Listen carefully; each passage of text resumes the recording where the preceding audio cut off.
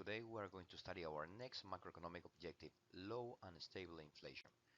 Now, first some definitions. There are several types of change in the price level. First, inflation, which is a persistent increase in the price level. Disinflation, still inflation but in a lower rate than the previous period. And deflation, that is a total decrease in the price level of an economy below 0%. Now, take a look at these changes in the price level in Japan and answer the questions.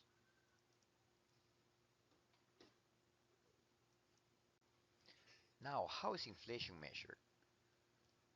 It is measured mostly using the CPI, the Consumer Price Index, which is a basket of goods and services that are consumed by the typical or average household in a country. But what products are in this basket? Well, it varies from country to country. But basically, are many raw materials and services, cars, transportation, entertainment, telecommunications, housing payments, and so on. Now, inflation has several consequences. It supposes a greater uncertainty, loss of purchasing power, effects negative in the redistribution of income, the exports of a country get more expensive, something called shoe leather costs, and 6, menu costs. In order to answer the following questions in this video, you must have at hand the slides that you should have already printed out. Now, there are several types of inflation. Let's take a look at inflation number 1. In this macroeconomic diagram, the economy we have here is in recession. This type of inflation will be called demand pull inflation. Now, it is caused by changes in the determinants of aggregate demand, resulting in an increase in the AD. How does it work? Basically, any of the components of the aggregate demand could be increased by on purpose or by accident, let's call it like that. A change in taxes, for example, a decrease in taxes might increase consumption and investment, making aggregate demand increase. Or an increase in the price of our exports, for example, oil. Let's imagine that the price of petroleum goes back to $100 per barrel. That would increase the net exports, increasing the aggregate demand. Now, if the aggregate demand increases, we will have a new equilibrium. The level of production will increase up to the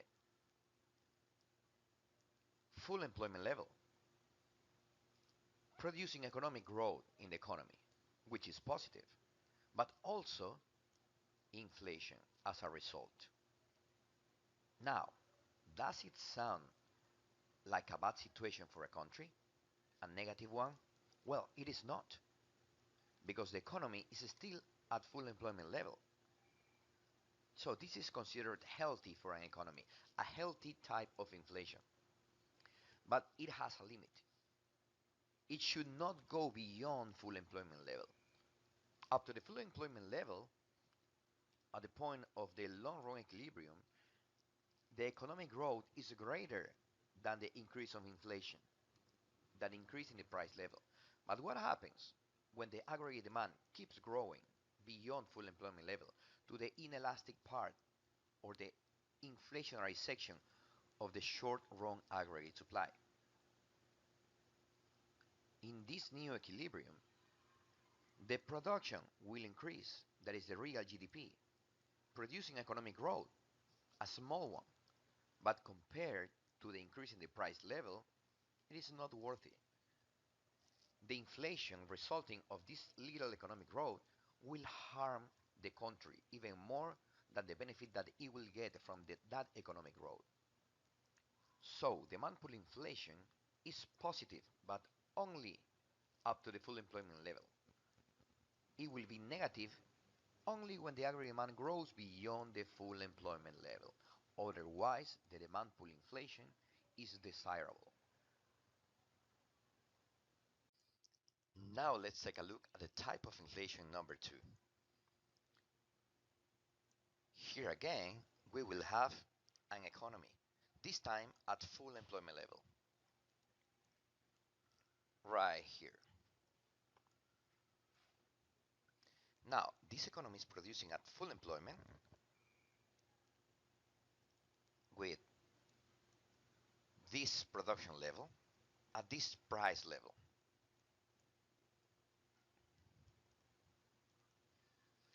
Now, what causes the cost push inflation?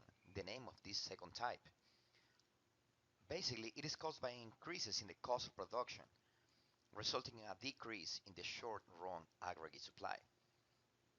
Any cost of production, any factor, internal or external, that can increase the cost for firms in a country. For example, increasing the price of energy or increasing the minimum wage. This creates a new equilibrium that decreases production and also brings recession into the country as a result. The price level increases, producing inflation at the same time than a recession. Now, this is called stagflation, the most dangerous situation for a country. The worst economic situation, that is inflation plus recession. This is one of the few things in economy that you can call bad. How bad? Let's see. This is a graphic of the quarterly inflation from 1985 to 2016. In the year 2000, well, 1999 exactly, we had an economic situation so rough that our government decided to stop using the sucre, our currency at that time, and we started using the American dollar, the United States dollar. Next year, 2000, inflation got to 96.09%. Those were very difficult years. The price of many products almost doubled. But the new currency brought stability to the country, price stability. And then from 2001 to 2016, this year, the price level in the country has been more or less stable and controlled. Let's zoom in precisely this period in time.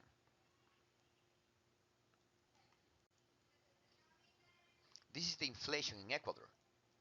This is that period of the Ecuadorian inflation. Let's say that an inflation target could be around 3%. Now, let's compare our country with another country here in South America that probably you have heard of, Venezuela. This is a comparison between Ecuadorian and Venezuelan inflation. Last year, 2015, Venezuela got an historically high rate of inflation of more than 100%. And for the next year, if you think that this number is high, that is 2016, the International Monetary Fund has calculated that inflation in Venezuela will be not this 121.74%, but much higher, almost 800%. Not according to the Venezuelan government calculation or data, of course. Now, why does Venezuela have such high rate of inflation? Well, several reasons. But for example, Venezuelan government has increased the minimum wages several times, increased taxes, increased tariffs, making imported materials more expensive, and systematically destroyed business confidence with expropriations. All of this has increased the cost for production. Now, if inflation is such a negative situation most of the time, what about deflation? A decrease in the price level of an economy over a period of time. Is it a good situation for an economy? Let's see. There are two types of deflation. In our macroeconomic diagram, this economy, as you know, is at full employment level. Now, let's take a look at demand side deflation. It is called like that, as you might imagine, because the determinants of aggregate demand produce a decrease in AD, a decrease in any of them. This is the current situation of Ecuador 2015. We are in what we call an economic crisis. We don't have deflation, but we do have recession. Now, in this case, the case in the diagram, this economy has a recession with a deflation. This is the negative type of deflation. Why? Because it has several consequences, but especially high levels of cyclical unemployment and bankruptcies. When people see prices decreasing, they believe they will keep decreasing and therefore stop their spending, waiting for even lower future prices. As a result, consumption falls and aggregate demand decreases, increasing cyclical unemployment and eventually causing firms to go out of business or go bankrupt. Now, the second type of deflation. In this case, the economy is not at full employment level. It has a recessionary gap, a lower production level, probably also high price level.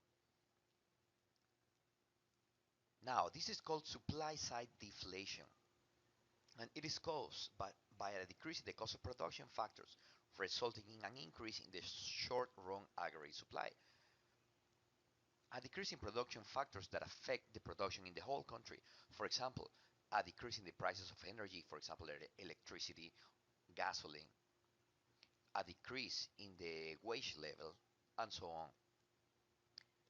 The short run aggregate supply increases, shifting outwards. And as a result, there is deflation, a decrease in the price level, but also economic growth. This is the best economic situation for a country.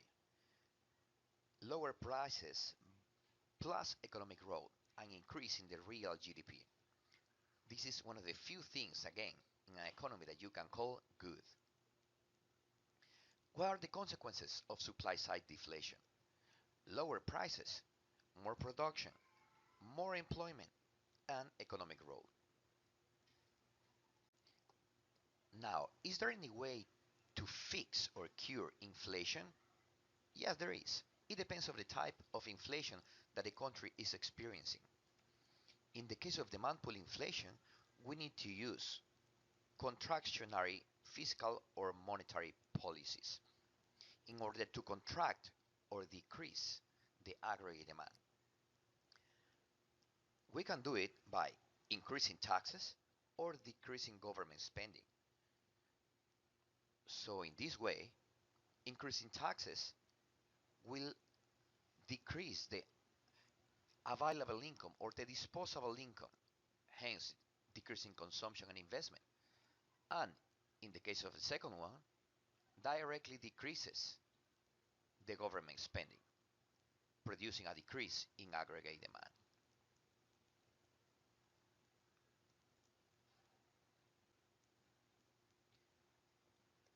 Also, it can work with monetary policy. Decreasing the supply of money is one way to do it, or increasing interest rates. When interest rates are decreased, sorry, when interest rates are increased, it is less attractive to invest because of the high costs of borrowing money. So investment decreases and aggregate demand does so as well.